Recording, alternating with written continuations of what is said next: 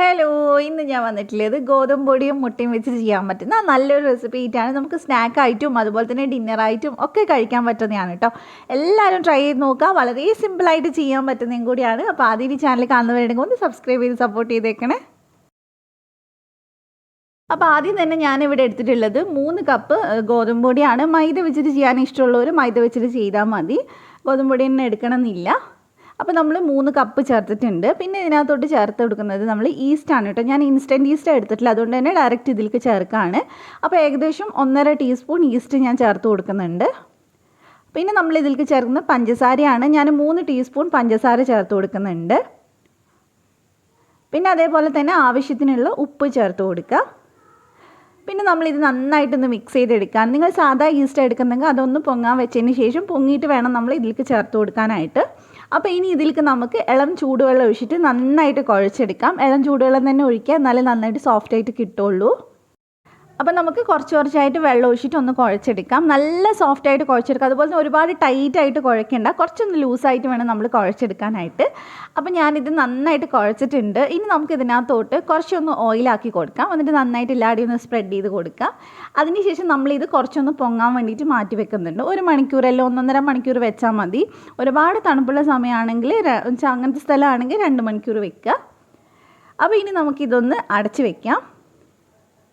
അപ്പോൾ ഇത് അവിടെ റെഡിയാവുന്ന നേരം കൊണ്ട് നമുക്ക് ഇതിനുള്ള മസാല റെഡിയാക്കി എടുക്കണം. അപ്പോൾ ഞാൻ മസാല ഉണ്ടാക്കാനായിട്ട് ഇവിടെ ഒരു പാനിൽ കുറച്ചൊന്ന് ഓയിൽ ഒഴിച്ച് കൊടുത്തിട്ടുണ്ട്. വെളിച്ചെണ്ണ ആയാലും കുഴപ്പമൊന്നുമില്ല. പിന്നെ ഇതിലേക്ക് നമുക്ക് കുറച്ച് കറിവേപ്പിലയും അതേപോലെ തന്നെ ഒരു പച്ചമുളകും ചേർത്ത് കൊടുക്കാം. എരിവ് നല്ല ഇഷ്ടമുള്ളവരാണെങ്കിൽ 2 പച്ചമുളക് ചേർത്താലും കുഴപ്പമൊന്നുമില്ല.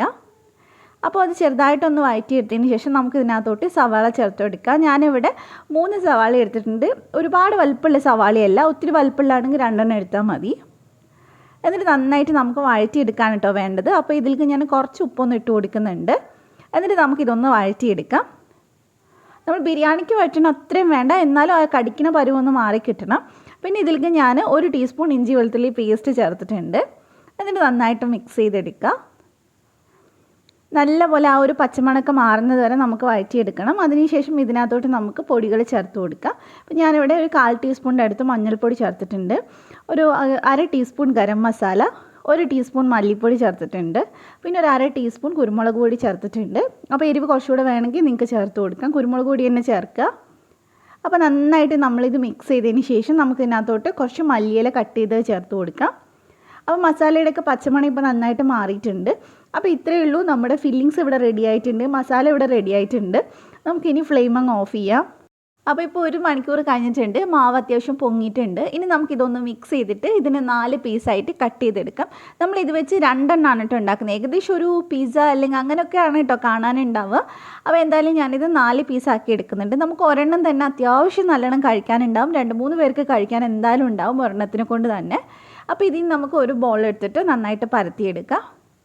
അപ്പോൾ പരത്തുന്ന സമയത്ത് ശ്രദ്ധിക്കുക, നിങ്ങളുടെ കയ്യിലുള്ള ഫ്രൈങ് പാൻ എത്ര വലുപ്പമുണ്ടോ, എത്ര വട്ടമുണ്ടോ അതിനനുസരിച്ച് പരത്താൻ നോക്കുക. അപ്പോൾ നന്നായിട്ട് നമുക്കിത് പരത്തിയെടുക്കാം. ഞാൻ ഇവിടെ പരത്തിയെടുത്തിട്ടുണ്ട്. ഇനി നമുക്കിതൊന്ന് ഇതുപോലെ ഫോർക്ക് വെച്ചിട്ട് കുത്തി കൊടുക്കാം, പൊങ്ങി വരാണ്ടിരിക്കാൻ വേണ്ടിയിട്ടാണ്.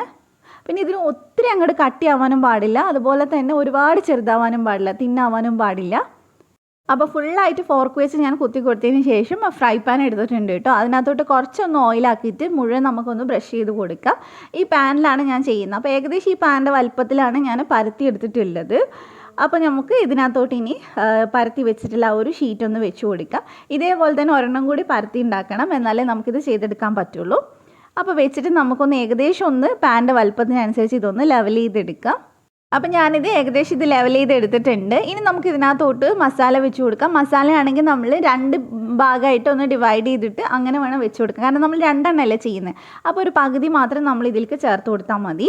എന്നിട്ട് ഫുള്ളായിട്ട് നമുക്ക് ഒരു സ്പൂൺ വെച്ചിട്ട് നന്നായിട്ട് സ്പ്രെഡ് ചെയ്ത് കൊടുക്കാം. എല്ലാവരുടെയും മസാല ആവുന്ന രീതിയിൽ ഒന്ന് വെച്ച് കൊടുക്കാം. നിങ്ങൾക്ക് ഇതിൻ്റെ ഫില്ലിങ്സിൽ എന്തെങ്കിലും ചേഞ്ചസ് വേണമെങ്കിൽ ചെയ്യാം കേട്ടോ. ചിക്കൻ വെച്ചിട്ടൊക്കെ ചെയ്യാം.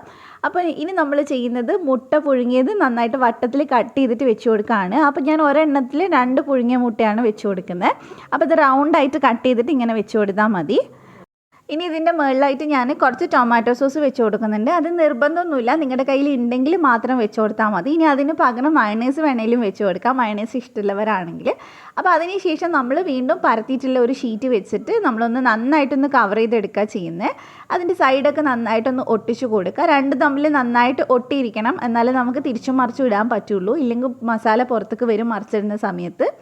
അപ്പോൾ നന്നായിട്ട് ഞാനിത് സൈഡൊക്കെ ഒട്ടിച്ചെടുത്തിട്ടുണ്ട്. അപ്പോൾ ഇത്രയും മതി. ഇനി നമുക്കിത് വേവിച്ചെടുക്കാം. അപ്പോൾ വേവിക്കാനായിട്ട് ഞാനിവിടെ ഡയറക്റ്റ് തന്നെയാണ് വെച്ചിട്ടുള്ളത്. എന്നിട്ട് നമ്മൾ ഫ്ലെയിം നല്ല കുറച്ച് കൊടുക്കുക. എന്നിട്ട് അടച്ച് വെച്ചിട്ട് നമുക്കൊരു 5-6 മിനിറ്റ് ഒരു സൈഡൊന്ന് വേവിച്ചെടുക്കാം. എന്നിട്ട് നമുക്കിതൊന്ന് തിരിച്ചിട്ട് കൊടുത്താൽ മതി. ഇപ്പോൾ ഏകദേശം ഒരു 5-8 മിനിറ്റൊക്കെ ആയിട്ടുണ്ട്. അപ്പോൾ നമുക്കിതൊന്ന് തുറന്നിട്ടൊന്ന് മറിച്ചിട്ട് കൊടുക്കാം. അപ്പോൾ ചെറുതായിട്ടൊരു സൈഡ് ഇങ്ങനെ റെഡി ആയിട്ടുണ്ട് കേട്ടോ. അപ്പോൾ മറിച്ചിടുന്നതിന് മുമ്പായിട്ട് ഞാൻ ഇതിൻ്റെ മേലിൽ കുറച്ചൊന്ന് ഓയിലാക്കി കൊടുക്കുന്നുണ്ട്. ഓയിലോ നെയ്യോ ബട്ടറോ എന്തായാലും കുഴപ്പമില്ല. ബട്ടറാണെങ്കിൽ കുറച്ചുകൂടി നല്ല ക്രിസ്പി ആയിട്ട് കിട്ടും. അപ്പോൾ നമുക്കിത് സൂക്ഷിച്ചൊന്ന് തിരിച്ചിട്ട് കൊടുക്കാം. അപ്പോൾ കണ്ടില്ലേ, ചെറുതായിട്ടേ വെന്തിട്ടുള്ളൂ. നമുക്കിനി അടച്ച് വെച്ചിട്ട് ഇതിൻ്റെ ഈ സൈഡും കൂടി നന്നായിട്ടൊന്ന് വേവിച്ചെടുക്കാം. അതും നമ്മൾ കുറച്ച് നേരം ഒന്ന് വെച്ചിട്ട് വേവിച്ചെടുക്കണം. അപ്പോൾ ഇതിനങ്ങനെ കറക്റ്റ് ടൈമൊന്നുമില്ല. നമ്മൾ 1-2 തവണയായിട്ട് തിരിച്ചും മറിച്ചു വിട്ടിട്ട് ഒരു അത്യാവശ്യം ഒരു കളർ ആവുന്നത് വരെ ഒന്ന് വേവിച്ചെടുത്താൽ മതി. അപ്പോൾ ഇനി മറിച്ചിടുന്ന സമയം നിങ്ങൾക്ക് ബുദ്ധിമുട്ടുണ്ടെങ്കിൽ ഒരു പ്ലേറ്റിലേക്ക് തിരിച്ചിട്ടിട്ട് ആ പ്ലേറ്റിൽ നിന്ന് ഇങ്ങോട്ട് പാനിലേക്ക് ഇട്ട് കൊടുത്താൽ മതി. അപ്പോൾ കുറച്ചുകൂടി എളുപ്പമാണ് ചെയ്യാൻ. അല്ലാതെ നമുക്ക് തവി വെച്ചിട്ട് മറിച്ചിടാൻ ബുദ്ധിമുട്ടായിരിക്കും. അപ്പോൾ ഇത് ഈ 2 സൈഡ് ഞാനിവിടെ നന്നായിട്ട് വേവിച്ചിട്ടുണ്ട്, ചെറുതായിട്ട് ഇങ്ങനെ മൊരിച്ചെടുത്തിട്ടുണ്ട്. അപ്പോൾ ഇത്രയും മതി. നമുക്കിനി ഇത് ചൂടോടെ തന്നെ ഒരു പ്ലേറ്റിലേക്ക് മാറ്റിയിട്ട് സെർവ് ചെയ്യാം. അപ്പോൾ ഇതിവിടെ റെഡി ആയിട്ടുണ്ട്. ഇനി നമുക്കിത് കട്ട് ചെയ്തിട്ട് സെർവ് ചെയ്യാം. നമ്മൾ സാധാരണ കട്ട് ചെയ്യുന്ന പോലെ നമുക്ക് ഇഷ്ടമുള്ള രീതിക്ക് കട്ട് ചെയ്തെടുക്കാം. സെർവ് ചെയ്യുന്ന സമയത്ത് നിങ്ങൾക്ക് വേണമെങ്കിൽ മയണൈസും അതുപോലെ തന്നെ ടൊമാറ്റോ സോസും ഒക്കെ വെച്ചിട്ട് സെർവ് ചെയ്യാം. ഒന്നും ഇല്ലെങ്കിലും കുഴപ്പമൊന്നുമില്ല. അപ്പോൾ എന്തായാലും ട്രൈ ചെയ്ത് നോക്കുക. ഉള്ളിൽ നിറയെ മുട്ടയും അതുപോലെ തന്നെ നല്ലൊരു മസാലയും ഒക്കെ കൂടെ ആയിട്ട് നല്ല ടേസ്റ്റാണ് ഇത് കഴിക്കാനായിട്ട്. അപ്പോൾ നിങ്ങൾക്ക് റെസിപ്പി ഇഷ്ടമായിട്ടുണ്ടെങ്കിൽ ചാനലൊന്ന് സബ്സ്ക്രൈബ് ചെയ്യുക.